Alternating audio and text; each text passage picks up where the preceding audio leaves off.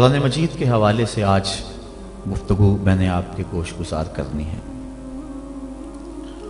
اللہ تعالیٰ جل شانہ کے محبوب علیہ السلام کے سینے پہ اترنے والی کتاب قرآن مجید وہ بابرکت کتاب ہے جس کا ایک ایک حرف نور اور روشنی سے بھرا ہوا ہے۔ اس کتاب میں ہدایت ہے اور اس کو کتاب ہدایت بھی کہا گیا، رشد و ہدایت کا سرچشمہ ہے۔ اس کتاب سے وابستگی اختیار کرنے والے دنیا کے اوپر سرخرو ہوتے ہیں۔ حضرت سیدنا علی المرتضیٰ رضی اللہ تعالی عنہ فرماتے ہیں کہ حضور قرب قیامت کا تذکرہ ارشاد کر رہے تھے۔ میں نے عرض کی حضور قرب قیامت کے فتنوں سے پھر بچنے کی صورت کیا ہوگی؟ تو فرمایا اللہ کی کتاب قرآن مجید، جو اس سے لپٹ گیا وہ بچ گیا، اور جس نے قرآن سے ہدایت ڈھونڈی اس کو ہدایت مل گئی، اور جس نے قرآن کے علاوہ کسی اور جگہ سے ہدایت ڈھونڈنا چاہی اللہ اس کو گمراہ کر دے گا۔ تو یہ قرآن ہدایت کا سرچشمہ ہے، روشنیوں کا منبع ہے۔ اس کا ایک ایک حرف، ایک ایک لفظ صداقتوں پہ مشتمل ہے۔ دنیا کی کوئی کتاب ایسی نہیں جس کے بارے میں یہ دعویٰ کیا جا سکے کہ اس میں غلطی کا امکان نہیں۔ بڑے سے بڑا مصنف بھی کتاب لکھتا ہے تو اس کی ابتدائیے میں یا اس کے آخر میں یہ بات ضرور لکھتا ہے کہ میری کتاب میں کسی طرح کی کوئی غلطی پائیں تو مجھے مطلع کر دیں تاکہ آئندہ اس کی اصلاح کی جا سکے۔ لیکن قرآن وہ ہے کہ کھولو تو پہلی بات یہ ملے گی، ذالک الکتاب لا ریب فیہ، کوئی غلطی ہے تو بتاؤ، اس میں غلطی نام کی گنجائش تک نہیں۔ یہ صرف دعویٰ قرآن کا ہے، اور قرآن کے علاوہ کسی کتاب کے بارے میں آپ کو یہ دعویٰ نہیں ملے گا۔ حضرت امام شافعی رحمۃ اللہ تعالی علیہ نے ایک کتاب لکھی اور ایک شاگرد کو کہا کہ اس کو میرے سامنے پڑھو۔ جب اس نے پڑھا تو آپ اس کی کئی غلطیوں پر متنبہ ہوئے کہ اس لفظ کی بجائے یہ لفظ ہوتا تو کیا خوب تھا، اس حرف کی بجائے یہ حرف ہوتا تو کیا اچھا تھا۔ تغیر و تبدل کرتے رہے۔ اگلے دن فرمایا پھر پڑھو، اس نے پھر پڑھا، پھر نئی غلطیوں پر متنبہ ہوئے۔ اس طرح 70 مرتبہ وہ کتاب آپ کے سامنے پڑھی گئی، 70 مرتبہ اس کی غلطیوں پر مطلع ہوئے۔ پھر اس کے بعد فرمایا دا ہو، چھوڑ دو، شافی کی کتاب اس قابل نہیں ہے کہ اس میں غلطی کی گنجائش نہ رہے۔ یہ اعزاز صرف اللہ کی کتاب قرآن مجید کو حاصل ہے کہ اس میں غلطی کی گنجائش اور غلطی کا امکان موجود نہیں ہے۔ یہ صرف کتاب اللہ ہے قرآن مجید کہ جس میں غلطی کا امکان تک نہیں ہے۔ اور دنیا کے بڑے بڑے دانشور، دنیا کے بڑے بڑے ادیب، شاعر، ان کو بطور تحدی یہ کہا گیا اگر اس کتاب میں تم شک پاتے ہو جو ہم نے اپنے بندہ خاص پہ نازل کی تو اس کی مثل ایک صورت ہی لا کے دکھاؤ۔ تو پھر آج تک کوئی نہیں لا سکا، ممکن ہی نہیں ہے۔ ممکن ہوتا تو کوئی ضرور محنت کرتا۔ الاتقان فی علوم القرآن کے اندر امام سیوطی لکھتے ہیں اگر قرآن کی مثل لایا جانا ممکن ہوتا تو بدر اور احد کی لڑائیاں نہ ہوتی۔ سیدھی سی بات تھی کہ قرآن کی مثل لے آتے، لیکن قرآن کی مثل ممکن ہی نہیں۔ اگر کوئی نظم جوڑنے کی کوشش بھی کرے تو وہ بے تکے لفظ ہوں گے۔ قرآن کی معنویت اور قرآن کی عظمت کو کوئی چھو بھی نہیں سکتا۔ جس طرح کہ پچھلے دنوں کے اندر ڈاکٹر شروش نے الفرقان الحق کے نام سے 7 سال کی محنت سے ایک کتاب تیار کر کے دعویٰ کیا کہ میں نے قرآن کے مقابلے میں یہ کتاب لوگوں کو پیش کی ہے۔ یہودی لابی اس کتاب کے فروغ کے لیے کروڑوں ڈالر صرف کر رہی ہے۔ انٹرنیٹ پہ وہ کتاب آپ کو دستیاب ہوگی۔ میں نے بھی اس کی پہلی سورت جس کا نام اسے رکھا ہے سورۃ البسم اللہ، اس کو دیکھا ہے تو مجھے متنبی یاد آ گیا۔ متنبی نے بھی کسی دور میں کوشش کی تھی قرآن کا مقابلہ کرنے کی، اور قرآن مجید کی ایک بڑی معروف صورت ہے القاریہ مل قاریہ وما ادراک مل قاریہ، کھڑکھڑانے والی، کانوں کے پردوں کو چیر دینے والی وہ گونج اور وہ گرج اور وہ آواز، انسان سراپا حیرت ہے۔ پھر کہا مل قاریہ، وہ کڑک کیا ہے؟ انسان پھر بھی سر جھکائے ہوئے، سمجھ، ہوش، خرد، فہم و ادراک سے بالا ہے۔ پھر کہا وما ادراک مل قاریہ، اپنے علم پہ ناز کرنے والے انسان تجھے کیا پتا کہ وہ قاریہ کیا ہے۔ یہ ہے قرآن کا اسلوب۔ اب متنبی نے بھی کوشش کی اب وہ کہتا ہے الفیل ملفیل وما ادراک ملفیل، اور کہتا ہے میں قرآن کا مقابل لے آیا۔ فیل عربی میں ہاتھی کو کہتے ہیں۔ اب القاریہ ایک چیز رکھی گئی، کھڑکھڑانے والی، کانوں کے پردے کو چیر دینے والی۔ اب نہ اس کو کسی نے سنا، نہ اس کا کوئی تصور دماغ میں لا سکتا ہے، انسان حیرت میں ڈوب گیا۔ پھر دوسرا سوال اس کے اوپر وارد ہوتا ہے، مل قاریہ، حیرت ختم نہیں ہوتی۔ پھر کہا وما ادراک مل قاریہ، اور پھر بتایا اس نے انسان پتنگوں کی طرح زمین پہ بکھرے ہوئے پڑے ہوں گے، کوئی کسی کا کوئی پرسان حال نہیں ہوگا، اللہ تعالیٰ پورے قہر و جلال میں ہوگا، اور اللہ تعالیٰ پوچھے گا این المتکبرون، تکبر کرنے والے کہاں ہیں؟ تو اس وقت کوئی سر نہیں اٹھا سکے گا۔ پھر اللہ فرمائے گا این الملوک، بادشاہ کہاں ہیں؟ تو کوئی سر نہیں اٹھائے گا۔ پھر کہے گا انا المالک، میں بادشاہ ہوں، تکبر مجھے زیبا ہے۔ تو وہ اس دن کا نقشہ کھینچا گیا ہے۔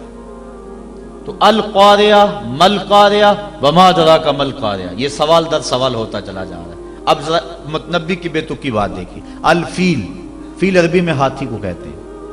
جب کہہ دیا الفیل بات ختم ہوگی۔ پھر کہتا ہے مل فیل، ہاتھی کیا ہے؟ فیل کہنے سے بات سمجھ میں آ گئی کہ ہاتھی ہے۔ پھر کہتا ہے مل فیل، سوال بنتا ہی نہیں۔ لیکن پھر اس کے بعد کہتا ہے وما ادراک مل فیل، تم کیا جانو کہ ہاتھی کیا ہے؟ بچہ جانتا ہے کہ ہاتھی کیا ہے۔ لفظ تو جوڑنے بیٹھ گیا، لیکن معنویت کہاں سے لائے؟ تو کہا قرآن کی مثل تم لانے کی استطاعت ہی نہیں رکھتے ہو، تیرے سامنے یوں دبے لچے فصحا عرب کے بڑے بڑے، کوئی جانے کے منہ میں زبان نہیں جسم میں جان نہیں۔ 7 مہینے تک کعبے کی دیوار سے سورہ کوثر لٹکی رہی تھی، اور عرب کے بڑے بڑے شاعر اور ادیب اور قصیدہ نگار قرآن کی مثل لانے سے قاصر رہے۔ اور پھر ایک نے آگے اپنی طرف سے یہ جملے لکھا تھا انا اعطینک الکوثر فصلی لربک وانحر ان شانئک هو الابتر۔ اس نے آگے لکھا ما ھذا کلام البشر، یہ کسی بشر کا کلام نہیں، ورنہ اس کا مقابلہ ہم ضرور لاتے۔ دور دراز سے ایک شاعر آیا، اس نے دیکھا، اشش کر اٹھا، لیکن جب اس چوتھے جملے پہ آیا تو حیران ہو گیا۔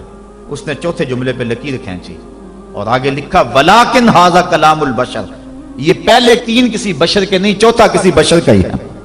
یہ قرآن کا اعجاز ہے کہ قرآن کی مثل کا لایا جانا ممکن نہیں ہے۔ قرآن کی اخبار و اخبار غیبیہ، قرآن نے جو کہا اس کی صداقتیں حرف بحرف ثابت ہو رہی ہیں۔ بلکہ اس دور میں اللہ تعالیٰ نے قرآن مجید میں ارشاد فرمایا تحویل قبلہ کے متعلق، سیقول السفہاء من الناس ما ولاہم عن قبلتہم التی کانوا علیہا، ان قریب بے وقوف کہیں گے کہ تمہیں قبلے سے کس نے پھیر دیا۔ یہ قرآن نے خبر دی، اور یہ اعتراض یہودیوں نے اٹھانا تھا۔ اب قرآن نے کہا ان قریب بے وقوف کہیں گے کہ تمہیں قبلے سے کس نے پھیر دیا۔ پہلے بیت المقدس کی طرف منہ کر کے نماز پڑھتے تھے، اب کعبۃ اللہ کی طرف منہ کر کے نماز پڑھتے ہو، تو کس نے پھیرا، کیوں تم اس سے پھر گئے؟ یہ اعتراض کریں گے۔ یہ اللہ تعالیٰ نے قرآن مجید میں بیان فرمایا۔ اب انہوں نے ابھی اعتراض کیا نہیں، ابھی اعتراض کریں گے۔ قرآن نے پہلے بیان کر دیا، اور یہودی اسلام کی مخالفت میں ایڑی چوٹی کا زور لگاتے تھے اور کوشش کرتے تھے کوئی موقع خالی نہ جائے۔ اب یہ ان کے لیے موقع تھا۔ قرآن نے کہا تھا ان قریب کہیں گے بے وقوف کہ تمہیں قبلے سے کس نے پھیرا، تو یہ کس نے کہنا تھا؟ یہودیوں نے کہنا تھا۔ یہودی کہتے ہی نہ، ان کے دل میں اعتراض آتا بھی تو زبان پہ نہ لاتے، اور پھر کہتے لوگ قرآن نے تو کہا تھا کہ لوگ کہیں گے، ہم نہیں کہہ رہے، لہذا قرآن کی بات غلط ہو گئی۔ ایسا ہو سکتا تھا۔ اور پھر یہ نہیں کہ اس کا جواب یہ دے دیا جاتا تم نہیں کہو گے تو کل آنے والی صدیوں میں لوگ کہیں گے۔ لفظ ہیں سیقول السفہاء، سین اور صوفہ یہ مستقبل قریب کے لیے آتے ہیں۔ یہ نہیں ہے کہ دور جا کے کہیں گے، ان قریب کہیں گے، سیقولو ان قریب کہیں گے۔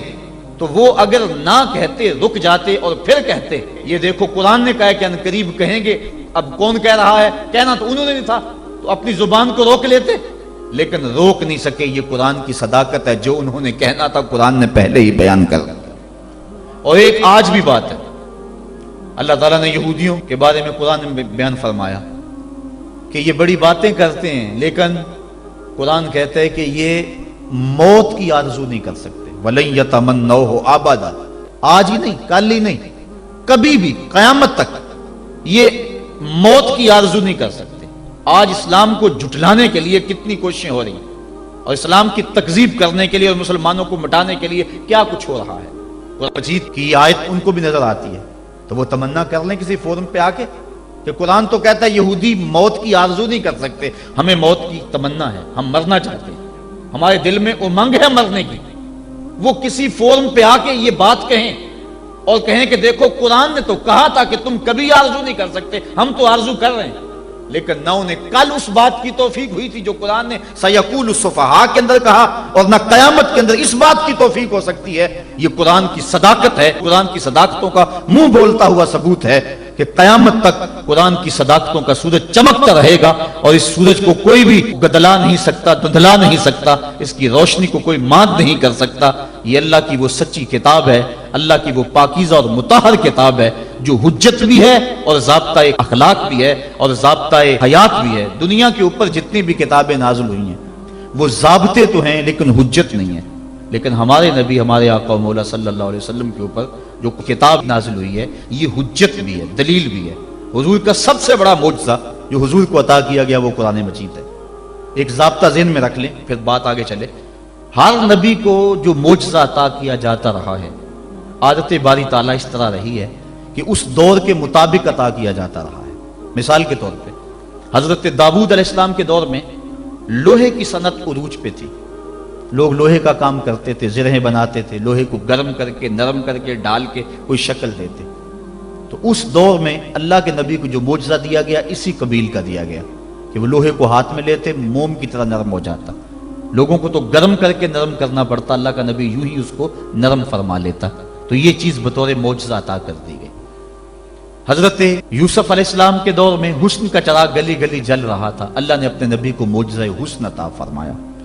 حضرت موسیٰ علیہ السلام کا دور دیکھیے، جادوگری کا فن عروج پہ تھا، نقطہ کمال پہ تھا، گھر گھر جادوگر پائے جاتے تھے۔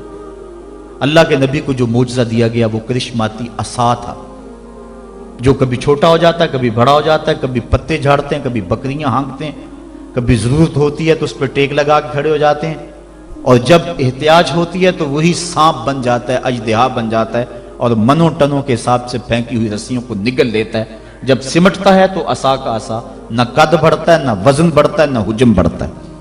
تو چونکہ جادوگری کا دور تھا، جو معجزہ دیا گیا وہ جادوگروں کے فخر کو توڑتا دکھائی دے رہا ہے۔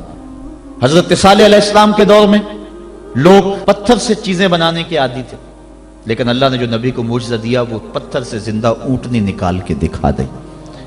حضرت عیسیٰ علیہ السلام کا دور دیکھ لیجئے، یہ طب کے عروج کا دور ہے۔ طب یونانی نے درجہ کمال حاصل کر لیا، ہر مرض کی تدبیر، تشخیص، علاج، معالجہ دریافت کر لیا گیا تھا، لیکن 3 امراض کا ان کے پاس علاج نہیں تھا۔ مادرزاد اندھے کی آنکھوں میں روشنی نہیں بھر سکتے تھے، کوڑی کے جسم کو شفا نہیں دے سکتے تھے، تیسرا ان کے پاس موت کا علاج نہیں تھا۔ اللہ نے اپنے نبی حضرت عیسیٰ علیہ السلام کے ہاتھوں میں یہ تینوں علاج رکھ دیے۔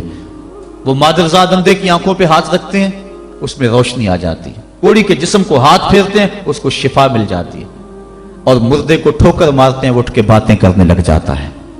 ہر نبی کو جو معجزہ دیا گیا اس دور کے مطابق دیا گیا۔ اور جب میرے اور آپ کے آقا و مولا آئے، یہ زبان و بیان کا دور تھا، گھر گھر شاعر اور ادیب تھے، لوگوں کو اپنی زبان پہ بیان پہ ناز تھا۔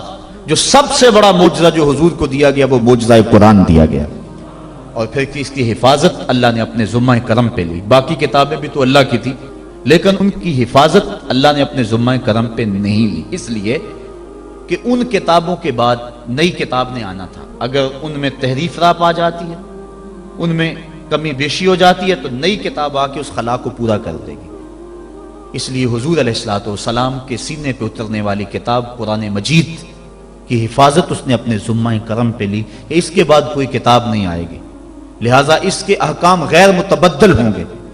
کتاب زندہ قرآن حکیم، حکمت او لا یزالست و قدیم، اس کی حفاظت اپنے ذمے لے لی۔ قیامت تک آنے والی نسلوں کے دکھوں کا مداوع اس ایک کتاب قرآن مجید کے اندر رکھ دیا، اور اس کتاب سے وابستہ ہونے والا، اس سے روشنی اور نور لینے والا محروم نہیں رہ سکتا ہے۔ یہ قرآن اللہ کا پیغام ہے جو امت کے نام مصطفیٰ کی وساطت سے دیا گیا ہے۔ اللہ تعالیٰ گفتگو فرماتا ہے لوگوں سے کلام مجید کے پردے میں، بلکہ حضور نے ارشاد فرمایا تم میں سے اگر کسی کا اللہ سے باتیں کرنے کو جی چاہے تو وہ قرآن کھول کے بیٹھ جائے۔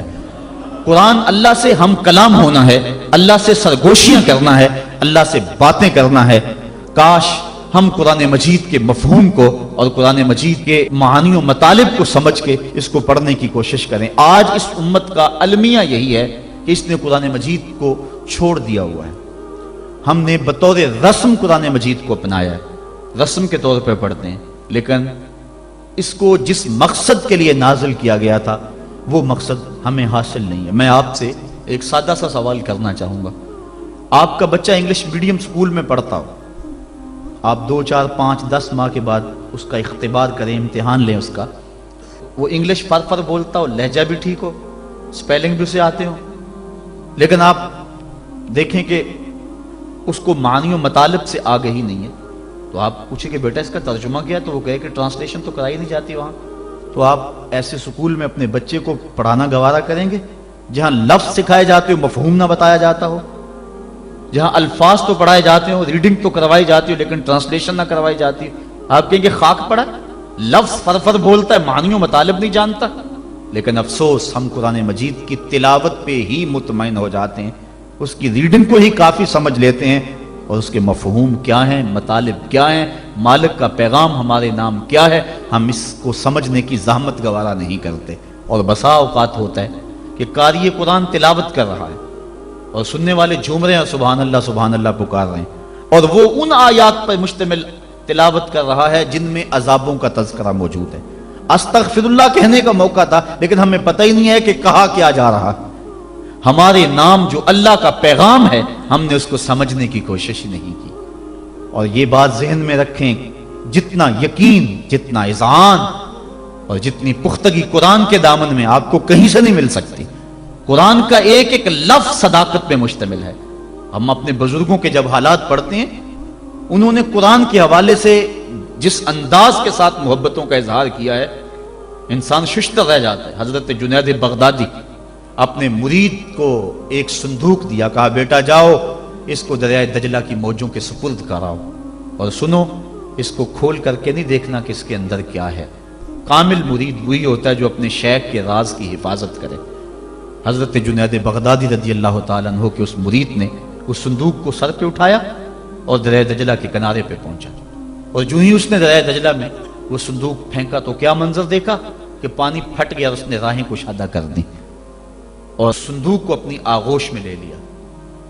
بڑا حیران ہوا، واپس پلٹا اور اپنے شیخ کی خدمت میں حاضر ہو کے عرض کی حضور اگر یہ منظر میری آنکھیں نہ دیکھتی تو میں کبھی سوال نہ کرتا، مجھے بتایا جائے اس صندوق میں کیا تھا جس کے لیے پانی نے بھی راہیں چھوڑ دی، اور اگر وہ چیز اتنی ہی مقدس اور بابرکت تھی تو پھر آپ نے اس کو پھینکوا کیوں دیا ہے؟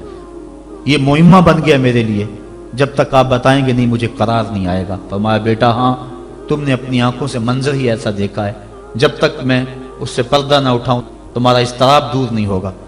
کہا سنو، میں نے 12 سال کی محنت شاقہ سے تصوف کے رموز و غوامض اور اسرار پر ایک کتاب لکھی تھی، اور پھر 12 سال میں اس کی نوک پلک سنوارتا رہا کہ اس کا کوئی جملہ شریعت کے مزاج سے ہٹ کر نہ لکھا گیا ہو، اور پھر 12 سال میں سوچتا رہا اس کتاب کو لوگوں تک پہنچاؤں کہ نہ پہنچاؤں۔ آج 36 سال بیت گئے ہیں، میں نے سوچا ہے قرآن کے ہوتے ہوئے لوگوں کو جنید کی کسی کتاب کی ضرورت نہیں ہے۔ یہ وہ کتاب تھی جو میری 36 سال کی کمائی تھی، میں نے دریا برد کر دی ہے کہ قرآن کے ہوتے ہوئے لوگوں کو جنید کی کسی کتاب کی ضرورت نہیں ہے۔ اتنی کافی ہے، اتنی وافی ہے، شفا دیتی ہے، روشنی بانٹتی ہے، نور دیتی ہے، ایک ایک حرف صداقتوں پہ مشتمل ہے۔ اس کے ہوتے ہوئے اللہ اکبر، قرآن بھی کہہ رہا ہے فَبِأَيِّ حَدِيثٍ بَعْدَهُ يُؤْمِنُونَ، قرآن کے بعد اب کس کا انتظار کر رہے ہو؟ اور آقا کریم صلی اللہ علیہ وآلہ وسلم نے بھی ارشاد فرمایا انی تارکن فیکم الثقلین کتاب اللہ حبل ممدود من السماء الی الارض وسنت نبیہ، میں تمہارے اندر 2 چیزیں چھوڑے جا رہا ہوں، مضبوطی سے تھام لو، کبھی گمراہ نہیں ہوگے، ایک اللہ کی کتاب اور ایک نبی کی سنت۔ کتاب دین کی تھیوری ہے اور سنت اسلام کا پریکٹیکل ہے۔ اگر کسی نے تھیوری دیکھنی ہے تو قرآن کو دیکھ لے، اگر پریکٹیکل دیکھنا ہے تو نبی کی زندگی کو دیکھ لے۔ حضرت ام المومنین حضرت عائشہ صدیقہ رضی اللہ تعالی عنہا فرماتی ہیں کان خلقہ القرآن، قرآن حضور کے اخلاق کا ہی نام تھا، حضور کے خلق کو دیکھنا ہو تو قرآن کو دیکھ لو، قرآن کا عملی ثبوت دیکھنا ہو تو مصطفیٰ جان رحمت کو دیکھ لو۔ تو قرآن ہماری ضروریات کی کفالت کرتا ہے۔ کاش کہ ہم اس کو اس نظر سے دیکھیں جس نظر سے دیکھنے کا تقاضا اس قرآن کا ہے۔ ہم نے اس کو طاقوں میں سجا لیا، اس کے اوپر ریشمی غلاف چڑھا لیے، اس کو خوشبو لگا لی، اس کے اندر مور کے پر رکھ لیے، اور اس کو ہم نے اونچی جگہ پر رکھا، ہم نے اس کے نام کی قسمیں بھی کھائیں، لیکن قرآن مجید کے نزول کا جو بنیادی مقصد ہے وہ ہم حاصل نہ کر پائے۔ اس بات کا انکار نہیں ہے کہ قرآن مجید کی تلاوت کر کے مرنے والوں کی روح کو اصال ثواب کیا جائے تو ان کی قبر میں نور اترتا ہے، اس کے شواہد موجود ہیں، اس بات کا بھی انکار نہیں۔ قرآن مجید کے الفاظ دم کر کے کسی کو پانی پلائیں تو اس کی بیماریاں صاف ہوتی، اس کا بھی انکار نہیں کیا جا سکتا کہ قرآن مجید کے نور کے مقابلے میں کوئی ناری مخلوق، کوئی جن بھوت، کوئی ایسی چیز نہیں ٹھہر سکتی۔ اس بات کا انکار بھی نہیں کہ اپنے گھر میں، اپنی دکان پہ، اپنے مکان پہ، اپنی فیکٹری میں قرآن مجید کی تلاوت کرو، وہاں برکت ہوگی، رزق میں فراوانی ہوگی، فرشتوں کی قطاریں لگ جائیں گی، رحمت کا نزول ہوگا، اس کا بھی انکار نہیں ہے۔ لیکن بات یہ ہے قرآن مجید کے نزول کا یہ بنیادی مقصد نہیں ہے۔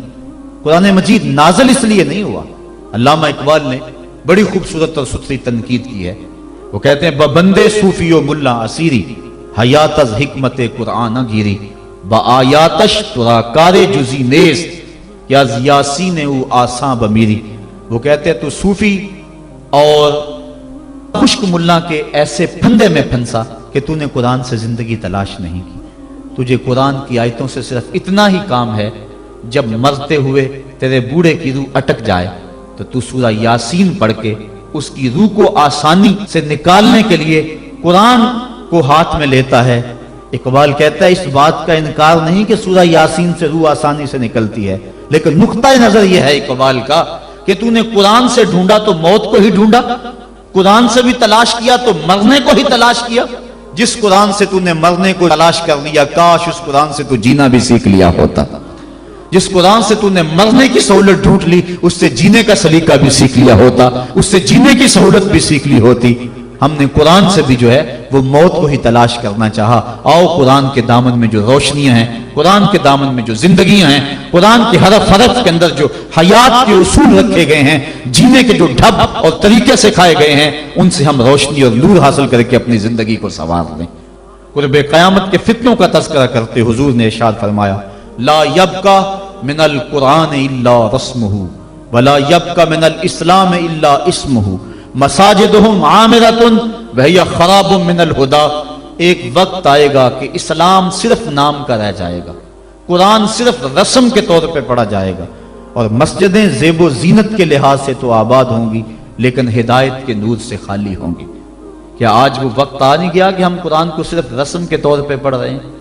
قرآن مجید کے مفاہیم و مطالب سے ہمیں آگہی ہی نہیں ہے، اس پر عمل کرنے کی ہماری کوششیں ہی نہیں ہیں، ہم اپنی زندگی، اپنے معاشرتی نظام کو قرآن کے مطابق ڈھالنے کی کوشش میں لگتے ہی نہیں ہیں۔ کاش کہ یہ معاشرہ قرآنی معاشرہ ہو جائے، پھر زندگی کے سارے دکھ ختم ہو جائے اور زندگی میں بہاریں آ جائیں۔ یہ زندگی کے سارے دکھ، یہ زندگی کی ساری مصیبتیں اس لیے ہیں کہ ہم قرآن سے ہٹے ہوئے ہیں۔ قرآن کے دامن سے لپٹ جائیں، زندگی میں رونق آ جائے، زندگی میں بہاریں آ جائیں، ہر سمت محبتوں کے پھول کھل اٹھے اور نفرتوں کے کانٹے خود بخود ہی ختم ہو جائے اگر ہم قرآن پہ آ جائیں تو۔ لیکن ہم نے قرآن کو بطور رسم اپنایا، لا یبقى من القرآن الا رسمہ، قرآن کو رسم کے طور پہ ہم پڑھ رہے ہیں، ورنہ یہ قرآن تو مردہ دلوں میں زندگی کی روح پھونکنے والا ہے۔ وہ جو قتل کرنے کے منصوبے تیار کر کے گھر سے نکلتے ہیں اور ہاتھ میں تلوار لیتے ہیں، آج بانی اسلام کا کلا کما کر دیں گے۔ سورہ طٰہٰ کی ابھی چند آیتیں ان کے کانوں میں پڑتی ہیں تو ان کے سارے پروگرام بدل کے رہ جاتے ہیں۔ جو بانی اسلام کے چراغ کو گل کرنے کے عزم لے کر گھر سے نکلتے ہیں، گلے میں پٹکا ڈالا ہوا ہے اور اپنے بہنوئی کے ہاتھ میں دیا ہے، کہا مجرم بنا کے حضور کی خدمت میں پیش کر دو۔ یہ قرآن کی تاثیر تھی، اور پھر قرآن ان کے اوپر ایسا اترا کہ پھر ان کی زبان سے قرآن کا جو نغمہ پھوٹا، لوگوں کی تقدیر پلٹتا چلا گیا۔ حضرت عمر فاروق کا دور ہمایوں ہے، مسجد نبوی میں عورتیں بھی نماز پڑھتی ہیں، مرد بھی نماز پڑھتے ہیں۔ مرور زمانہ اور فتنے کے اندیشے سے حضرت عمر فاروق کے دور میں عورتوں کو مسجد میں باجماعت نماز پڑھنے آنے سے منع کیا گیا تھا، ورنہ پہلے مردوں کی صفیں، پھر بچوں کی، پھر خنسا، اور پھر اس کے بعد عورتوں کی صفیں ہوا کرتی تھی۔ حضرت عمر فاروق کے دور میں جو ہے وہ کچھ دور گزرنے کے بعد اس کی ممانعت ہوئی۔ آپ کا دور ہمایوں میں مسجد میں عورتیں بھی نمازیں پڑھنے آتی ہیں اور مرد بھی۔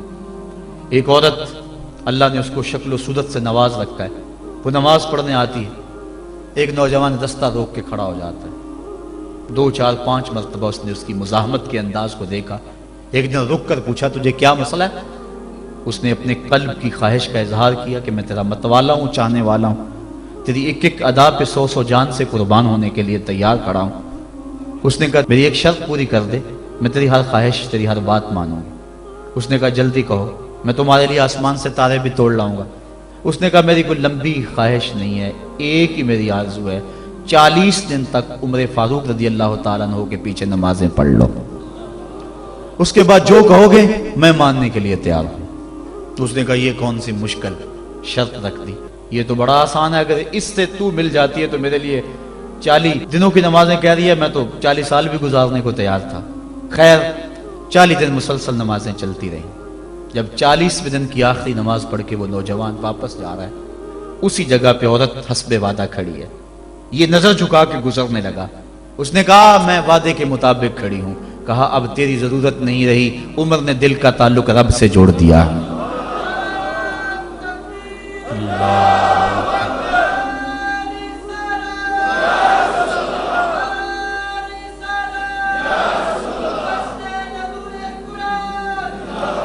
اگر ہم 40 سال ہمارے پیچھے لوگ نمازیں پڑھتے رہیں اور ان میں تبدیلی نہ آئے تو پھر ہمیں سوچنا چاہیے نا، مجھے سوچنا چاہیے کہ 40 سال ہو گئے ایک بندہ میرے پیچھے نماز پڑھ رہا، اس میں تبدیلی نہیں آ رہی، 40 دن نماز پڑھی، قرآن دل سے نکلا اور زبان کے ذریعے سے دل میں پیوست ہو گیا، دل کی دنیا بدل گئی۔ کاش کہ وہ لوگ دوبارہ منصہ شہود پہ آ جائیں اور وہ لوگ دوبارہ مصلوں کی زینت بن جائیں، جن کے لبوں سے قرآن جب نکلتا ہے تو فرشتے بھی آفرین آفرین کرتے ہیں، اور قرآن دلوں پہ اثر کرتا ہے اور دلوں کے زنگ اترتے ہیں اور روحوں کو قرار ملتا ہے۔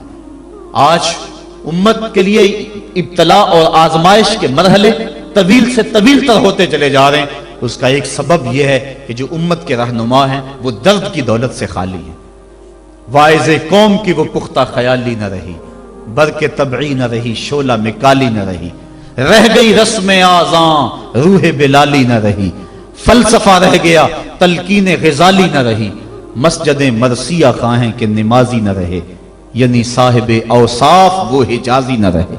آج ہمارے اندر کچھ نہیں رہا، دم خم ہی نہیں رہا، ورنہ اس امت کا بکھرا ہوا شرازہ آج بھی متحد ہو سکتا تھا۔ آج پوری امت جس طرح دھکے کھا رہی ہے، کس کے سامنے نہیں ہے حالات۔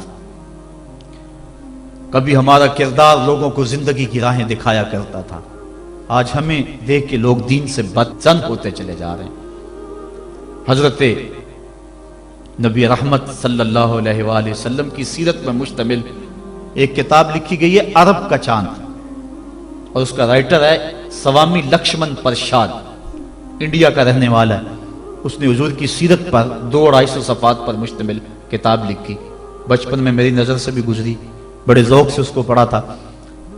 سوامی لکشمن پرشاد سے انٹرویو کیا گیا کہ تو نے حضور کی سیرت پہ کتاب لکھی ہے، اتنا بڑا کام کیا، تو کلمہ پڑھ کے حضور کا غلام کیوں نہیں بن جاتا؟ جس انداز سے تو نے محبت کے موتی بکھیرے ہیں اور الفتوں کے پھول اس کتاب میں تو نے اگائے ہیں، تو کیوں نہیں کلمہ پڑھ کے حضور کا غلام بن جاتا؟ تو لالو کا جواب سنیے، ہماری آنکھیں کھول دینے کے لیے کافی ہے، اور اتنا زناٹے دار تماچا ہے، اگر ہم محسوس کریں تو صدیوں اس کی کسک نہ جائے، اگر نہ محسوس کرے تو وہ ایک گاڑی کے پیچھے لکھا تھا عقل نہ ہو تو موجیں ہی موجاں، لیکن اگر سمجھنے کی بات ہو تو اتنی بڑی تنبیہ ہے کہ پاؤں کے نیچے سے زمین نکل جاتی ہے اور ہمیں اپنے وجود سے شرم آتی ہے، ہمارے جسم کا ایک ایک رواں پسینے سے شرابور ہو جاتا ہے۔ سوامی لکشمن پرشاد نے جواب دیا، کہا جب میں حضور کی سیرت لکھنے بیٹھا، بڑی بڑی امہات کتب سیر کو پڑھا، اور اس کے نتیجے میں نے یہ کتاب تیار کی ہے۔ حضور کی سیرت کے روشن گوشے اور حضور کی زندگی کے درخشاں باب جب میں نے دیکھے تو یہ جذبہ میرے دل میں انگڑائیاں لینے لگا کہ میں دیر کیوں کرتا ہوں، حضور کا غلام کیوں نہیں بن جاتا۔ لیکن جب میں مسلمانوں کے کردار کو دیکھتا ہوں تو میں کہتا ہوں میں ہندو ہی ٹھیک ہوں۔ ہمارا کردار لوگوں کے ایمان کے راستے میں رکاوٹ بنا ہوا ہے۔ جب امریکہ کے خلاف نعرے لگ رہے تھے، ان نعرے لگانے والوں میں میں بھی شامل تھا، لیکن ایک بات میں نے کہی تھی، میں نے کہا آج ہم دنیا کی اس طاقت کے ساتھ ٹکر دینے کی بات تو کرتے ہیں، لیکن ہم نے کبھی اپنے کردار کو جھانک کر کے بھی دیکھا؟ جس بستی، جس شہر اور جس ملک کی حالت یہ ہے کہ واٹر کولر کے اوپر لگے ہوئے جو گلاس ہیں وہ بھی زنجیروں سے باندھے ہوئے ہوں، وہ قوم امریکہ جیسی قوم سے ٹکر نہیں کر سکتی ہے۔ مسجدوں کی لیٹرینوں کے گندے لوٹے بھی سنگلیوں سے باندھنے پڑے، جس قوم کا یہ کردار ہے، کیا وہ قوم پنپ سکتی ہے، جہان میں نشو و نما پا سکتی ہے؟ ہم تو اس قدر گراوٹ کا شکار ہیں، ہم اس قدر گرے ہوئے ہیں کہ ہماری لیٹرینوں کے گندے لوٹے وہ بھی باندھ کے رکھنے پڑتے ہیں، ورنہ ہم اتنے چور ہیں کہ وہ بھی اٹھا کے لے جائیں۔ تو جس قوم کا یہ حال ہو، وہ قوم کیا دنیا کی طاقتور قوموں کی آنکھوں میں آنکھیں ڈال کے بات کر سکتی ہے؟ آج ہمارا المیہ یہی ہے، ہمارے پاس سب کچھ ہے، لیکن ہمارے پاس وہ ایمان کی حرارت نہیں رہی، وہ دیانت نہیں رہی، وہ روشنی اور وہ نور نہیں رہا، وہ ہمارے پاس وہ اجالے نہیں رہے۔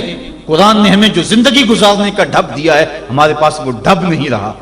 ہماری زندہ لاشیں لوگوں کے ایمان کے رستے میں رکاوٹ بنی ہوئی ہے، ورنہ ہم اپنے صدر اسلام میں دیکھتے ہیں اور بعد کی کہانیاں پڑھتے ہیں تو دنگ رہ جاتے ہیں۔ امام محمد کا جنازہ اٹھتا ہے تو ایک یہودی آگے بڑھ کے جنازے کی چارپائی کو کندھا دینے کی خواہش کرتے ہوئے آگے بڑھتا ہے، اور جو ہی کندھا امام محمد کے جنازے کی چارپائی پہ چھوتا ہے تو اس کے لبوں پہ کلمہ جاری ہو جاتا ہے۔ ہمارے بزرگوں کی لاشیں بھی دین دیا کرتی تھی، ان کی میتیں بھی لوگوں کو کلمہ دیا کرتی تھی، اور ہماری زندہ لاشیں لوگوں کو اسلام سے ہٹا رہی ہیں۔ میں نے اور آپ نے اپنے رویے کو دیکھنا ہے، اپنے عمل پہ غور کرنا ہے۔ علماء نے اپنے منصب کو دیکھنا ہے، جو صوفیاء اعظام ہیں، مشائخ ہیں، انہوں نے اپنے منصب کو دیکھنا ہے، اور جو عوام ہیں انہوں نے اپنے منصب کو دیکھنا ہے۔ تیرے صوفے ہیں فرنگی، تیرے کالی ہیں ایرانی، خون کے آنسو رلاتی ہے جوانوں کی تن آسانی، ہر کوئی مست مئے ذوق تن آسانی ہے۔ تم مسلمان ہو یہ انداز مسلمانی ہے، حیدری فقر ہے نئے دولت عثمانی ہے، تم کو اسلاف سے کیا نسبت روحانی ہے، وہ معزز تھے زمانے میں مسلمان ہو کر، تم خار ہوئے ہو تارک قرآن ہو کر۔ ہماری ذلت، ہماری پستی، ہماری زبوحالی کی وجہ یہ ہے کہ ہم نے قرآن سے ناطہ توڑ لیا ہے۔ آئیے قرآن سے ٹوٹا ہوا ناطہ دوبارہ جوڑیں اور صحیح معنوں میں مسلمان بن جائیں۔ جب صحیح معنوں میں مسلمان بن جائیں گے تو دنیا کی بڑی طاقتیں ہمارے سامنے خم ہو جائیں گی۔ ہم تو 313 ہو کے نہیں دبے تھے، اب تو دنیا کی ایک بہت بڑی قوت ہے اہل ایمان۔ تو آئیے ہم قرآن مجید سے اپنے رابطے کو مضبوط تر کریں اور قرآن مجید کی جو تعلیمات ہیں ان تعلیمات کو اپنے معاشرے میں نافذ کرنے کی کوشش کریں۔ دیکھیے ہمارا معاشرہ اس وقت جس بد امنی کا شکار ہے، اور جو مالی وسائل اس وقت ہمارے پاس موجود ہیں اور آسائشیں اللہ کی طرف سے اس وقت برس چکی ہیں ہمارے اوپر، اس کے باوجود ہر طرف بے یقینی، بے نوری اور عدم اطمینان۔ اس کی بنیادی وجہ چونکہ طمانیت دولت میں نہیں ہے، یہ بات ذہن میں رکھیں، طمانیت لمبی گاڑیوں میں نہیں ہے، سکون کی دولت خوبصورت عورت کے پہلو میں نہیں ہے۔ طمانیت تمہیں ملے گی تو اللہ کی یاد میں ملے گی، طمانیت ملے گی تو ذکر الہی میں ملے گی، طمانیت تمہیں ملے گی، سکون کی دولت ملے گی تو قرآن کے دامن سے ملے گی۔ آج اتنا کچھ ہونے کے باوجود بھی رسوائیاں ہمارا مقدر ہیں، ذلت ہمارا مقدر ہیں، اور آج ہمارا وجود امت مسلمہ کے لیے ایک داغ کی حیثیت رکھتا ہے۔ یہ ایک ایسا دکھڑا ہے کہ میں کس انداز سے اس بات کو آپ کے سامنے رکھوں، یہ اندر کی کیفیت ہے۔ اللہ تعالیٰ اس امت کو کھویا ہوا وقار عطا کر دے اور ہم اس جگہ پہ آ جائیں جس جگہ سے ہٹ کے ہم چلے گئے ہیں۔ قرآن فہمی کا نور اگر ہمارے دل میں اترنے لگ جائے تو ہماری زندگی خود بخود سہل ہو جاتی ہے۔ میں کل دیکھ رہا تھا قرآن مجید نے زندگی گزارنے کے 2 ضابطے بیان کر دیے، وَتَوَاصَوْا بِالصَّبْرِ وَتَوَاصَوْا بِالْمَرْحَمَةِ، یعنی صبر اور مرحمت، یہ 2 چیزیں ہیں جو معاشرے کو سکون اور طمانینت دیتی ہیں۔ یعنی معاشرے میں دو طرح کے طبقے ہیں. ایک وہ طبقہ جو پریشانی، دکھ، اذیت، پسماندگی، بیماری، دکھ اور غم میں ہے، اور ایک وہ طبقہ جو خوشحالی، دولت مندی اور صحت، عافیت اور فراوانی میں ہے. اب دونوں کی ذمہ داریاں قرآن نے بیان کر دی. اگر ہم اس پہ آ جائیں اور قرآن کی اس تعلیم کو سامنے رکھ کے اپنے معاشرے کی راہیں درست کرنا شروع کر دیں تو ہمارا معاشرہ جنت بن جائے. جو بیمار ہے، پریشان حال ہے، دکھی ہے، اس کو قرآن تاکید کرتا ہے تو صبر کر. اور جو خوشحال ہیں، دولت مند ہیں، صحت عافیت سے مالا مال ہیں، ان کو قرآن تاکید کرتا ہے تم رحم کھاؤ. اور اگر مصیبت زدہ صبر کی کوشش شروع کر دے، اور جس کے پاس دولتوں کی، عافیتوں کی، صحت کی فراوانی ہے، وہ دوسروں کے دکھ بانٹنا شروع کر دے، تو آپ بتائیں کہ معاشرے کے اندر کتنا حسن پیدا ہو جائے. لیکن ہم نے کبھی اس نظر سے دیکھا ہی نہیں. عید الفطر کے موقع پہ پچھلے سال اس پر مفصل گفتگو کی تھی. جو احباب وہاں موجود تھے انہیں یاد ہوگا کہ ہماری عید کیا ہوتی ہے. ایک طرف تو خوشیوں کے گہوارے ہیں اور دوسری طرف غم کے اندھیرے ہوتے ہیں اور ہم عید منا رہے ہوتے ہیں. ہماری عید جو ہے وہ غریبوں کو، پسماندہ لوگوں کو، پریشان، دکھی اور بیماروں کو، ان کو اپنی خوشیوں میں شامل کرنے کا نام حقیقی عید یہ ہے. اپنی خوشیوں کو خرید لینا اور اپنی خوشیوں کا متوالا ہو جانا یہ ایک مومن کا مزاج نہیں ہے. وہ دوسروں کو ساتھ لے کے چلتا ہے. عید کے دن کلیجہ پھٹتا ہے جب ایک طرف امیر کا بگڑا ہوا بچہ گولڈن سیب کا ایک کونا کاٹ کے دوسرا کتے کے آگے ڈال رہا ہوتا ہے، اور دوسری طرف بیوہ کا غریب بچہ چھابڑی لگا کے آلو چھولے بیچ رہا ہوتا ہے. بچوں کے جذبات تو ایک جیسے ہوتے ہیں، وہ ایک طرح سے سوچتے ہیں. ہر بچہ بچپن میں بادشاہ ہوتا ہے.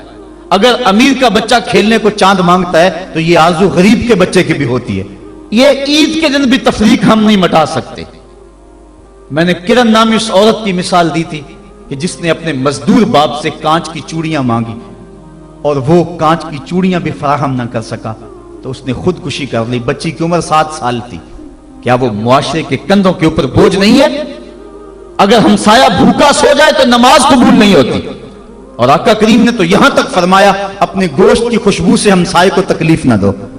یا تو تھوڑا سا پانی زیادہ ڈال لو اور شوربے ایک پیالی ہمسایوں کے گھر بھی بھیج دو. اور اگر ایسا نہیں کر سکتے تو ایسے وقت میں وہ گوشت پکاؤ کہ ہمسائے کے بچے اگر مچل پڑے اور انہوں نے ضد کر لی اور غریب باپ ان کی ضد کو پورا نہ کر سکا تو ان کے دکھوں کا مداوع کس کے پاس ہے؟ یہ شریعت کا مزاج ہے. عید کے دن، عید کی رات جو موانست کی رات ہے، جو محبتوں کی رات ہے، دکھ لوگوں کے بانٹنے کی رات ہے، وہاں بے چراغ گھروں کا رخ کرو. اور جن کے گھروں کے اندر سکون اور طمانینت نام کی کوئی چیز نہیں ہے، جن کے گھر کے اندر خوشی نام کی کسی چیز کا بسیرا نہیں ہے، عید کے دن وہ دکھی گھر ڈھونڈو اور محبتیں جا کے ان گھروں میں تقسیم کرو. اور عید کی خوشیوں میں اگر ان کو شامل کر لیتے ہو تو یہ قرآن کا مزاج ہے. وَتَوَاصَوْا بِالصَّبْرِ وَتَوَاصَوْا بِالْمَرْحَمَةِ. ایک طبقہ جو ہے وہ بھی واویلا نہ کرے، دکھ آ جائے تو دکھ کو برداشت کرے. اللہ دکھ پر صبر کرنے پر بھی اجر رکھا ہوا ہے. ایک خاتون حضور کی خدمت میں حاضر ہوئی، حضور مرگی کے دورے پڑتے ہیں تو میرے لیے دعا کرو کہ میں جب گرتی ہوں تو میرا سطر بھی کھل جاتا ہے. تو آقا کریم نے فرمایا اگر تو کہے تو میں دعا کر دوں اور اگر تو صبر کر تو تجھے اللہ جنت عطا فرمائے گا. اس نے عرض کی حضور مجھے جنت والا سودا قبول ہے، مجھے یہ مرگی کے دورے پڑتے رہیں لیکن صبر کروں گی جنت مجھے مل جائے. لیکن اتنا ہے کہ عورت ذات جب گرتی ہوں تو پردہ کھل جاتا ہے. یہ آرزو ہے کہ پردہ سطر نہ کھلے. فرمایا ہاں سطر نہیں کھلے گا لیکن مرگی کے دورے بدستور موجود رہیں گے. آقا کریم نے اس کو جنت کی بشارت دی. یہ تھے وہ لوگ جن کا اللہ پہ یقین تھا. جنت کے وعدے پہ اطمینان ہے اور جنت کے وعدے پر اپنی بیماری کو قبول کر رہے ہیں. ہم تھوڑا سا دکھ جھیلتے ہیں تو واویلا مچا دیتے ہیں. قرآن نے دونوں کو جو ہے وہ آئینہ دکھایا اور رستہ بتلایا کہ جو محروم طبقے ہیں، غریب طبقے ہیں، دکھی طبقے ہیں، وہ صبر کا دامن نہ چھوڑے، وہ اپنی غربت کو تماشا نہ بنائیں.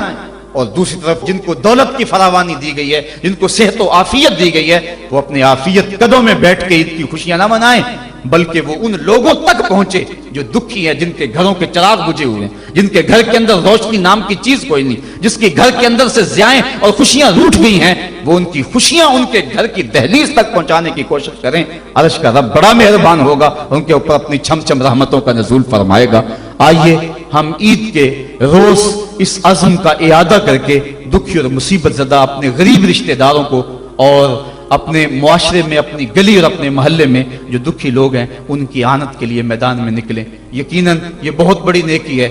मैं हज़रत सैयद आयशा सिद्दीक़ा रज़ियल्लाहु ताला अन्हा के हवाले से वो रिवायत अर्ज़ किया करता हूँ। एक दिन महबूब खुदा का दर रहमत जोश में आ गया, फरमाया आयशा जो मांगना है मांग लो। अर्ज़ की हुज़ूर अगर इजाज़त हो तो मैं अपने बाप से मशवरा कर लूँ। कहा जाओ कर लो। सैयदना सिद्दीक़ अकबर की खिदमत में हाज़िर हुई और कहा हुज़ूर का दर रहमत जोश में, और आका फरमाया आयशा जो मांगना है मांग लो, मुझे बताया जाए मैं हुज़ूर से क्या मांगूँ, आप इंतखाब फरमाएं। हज़रत अबू बकर सिद्दीक़ रज़ियल्लाहु ताला अन्हु ने फरमाया कि हुज़ूर से कहना कि मेराज की रात कुर्बत ख़ास में अल्लाह ने आपसे जो ख़ास बातें की थी उनमें से एक बात बता दें। ये मेरी डिमांड है, यही मेरी चाहत है, आज ये मैं आपसे तलब करना चाहती हूँ। हज़रत उम्मुल मोमिनीन हाजिर हुई। अल्लाह अकबर। हुजूर ने पूछा आयशा मांगो जो मांगना है। अर्ज़ की हुजूर मेराज की रात जब कुर्बत ख़ास में आप पहुंचे थे और आपके मालिक ने आपसे राज़ो न्याज की कुछ बातें की थी, मेरी आरज़ू है उन राज की बातों में से एक बात मुझको बता दे।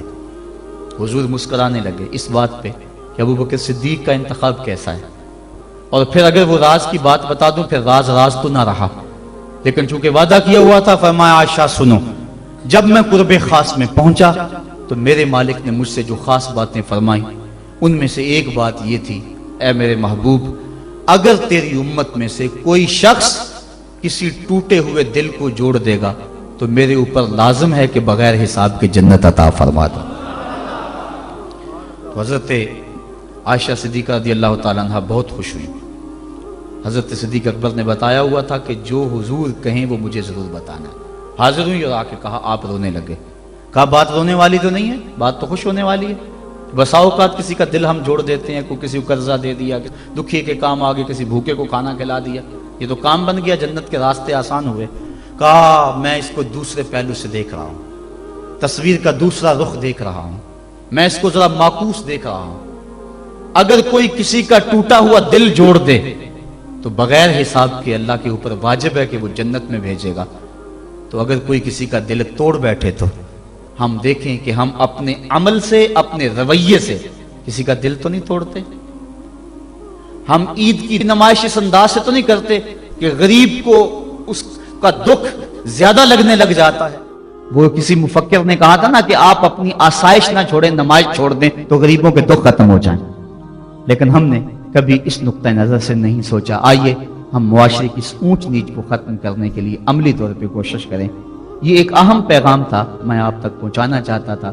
इस पैगाम को ले लें, पल्ले बांध लें और इसको गली गली पहुंचाने की कोशिश करें और मुआशरे के दुख बांटें। यही बहुत बड़ी नेकी है। अल्लाह मुझे आपको तौफीक अमल अता फरमाए कि हम अल्लाह के बताए हुए दीन के मुताबिक और कुरान के बताए हुए रास्ते के मुताबिक जिंदगी गुजारें।